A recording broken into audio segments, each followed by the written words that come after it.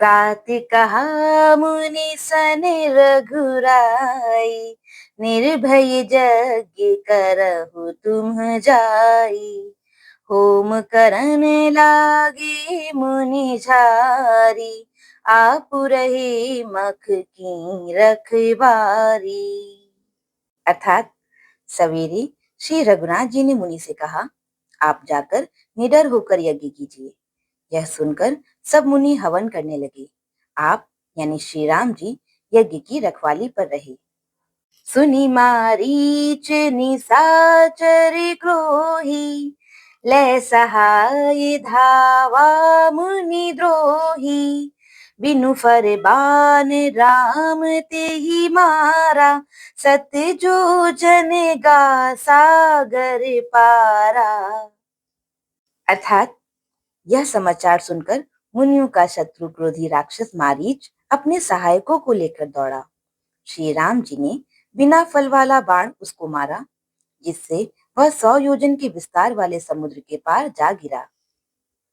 पावक sir Subahu पुनि मारा, अनुज निशाचर कटकु संहारा। मारी असुर द्विज निर्भयकारी, स्तुति करहु देव मुनि झारी। अर्थात फिर सुबाहु को अग्नि बाण मारा। इधर छोटे भाई लक्ष्मण जी ने राक्षसों की सेना का संहार कर डाला। इस प्रकार श्री राम जी ने राक्षसों को मारकर ब्राह्मणों को निर्भय कर दिया। तब सारे देवता और मुनि स्तुति करने लगे। तह पुनि कछुक दिवस रघुराया, रहे कीन्ही विप्रन पर दाया। भगति हेतु बहु कथा पुराना, कही विप्र यद्यपि प्रभु जाना।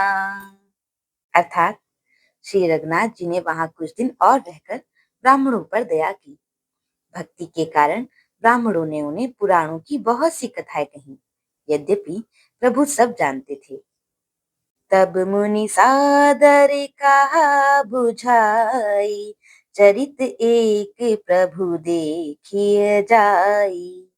धनुष यज्ञ सुनि रघुकुल नाथा, हर्षि चले मुनि बर के साथा। अर्थात तदंतर मुनि ने आदर पूर्वक समझाकर कहा, हे प्रभु, चलकर एक चरित्र देखिए। रघुकुल के स्वामी श्री रामचंद्र जी धनुष यज्ञ सुनकर मुनि श्रेष्ठ विश्वामित्र जी के साथ प्रसन्न होकर चले। आश्रम एक दीख मग माही, खग मृग जीव जंतु तह नाही।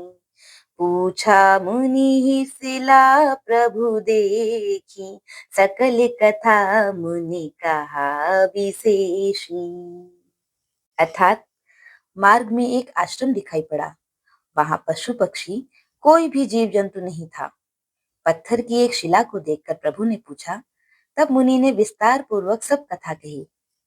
गौतम नारी श्राप बस, उपल देह धरि धीर। चरण कमल रज चाहती, कृपा करहु रघुबीर। कृपा करहु रघुबीर। अर्थात गौतम मुनि की स्त्री अहिल्या शाप बस पत्थर की देह धारण किए बड़े धीरज से आपके चरण कमलों की धूली चाहती है। हे रघुवीर, इस पर कृपा कीजिए।